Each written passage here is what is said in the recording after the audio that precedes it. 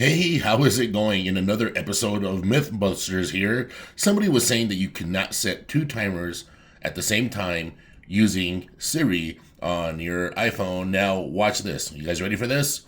Hey, Siri, set one timer for 10 minutes for hot dogs. Set another timer for 5 minutes for bacon. Okay, now watch. Then we're going to come over here. Right here. Go to your timers. And you're going to see that there are two timers going at the same time. One for the hot dogs, one for the bacon. So never fear, people. Using Siri, you can easily set two timers at the same time. So if you're having trouble doing this, just try to speak a little more concise and everything should work out perfectly. All right, everybody. Bye.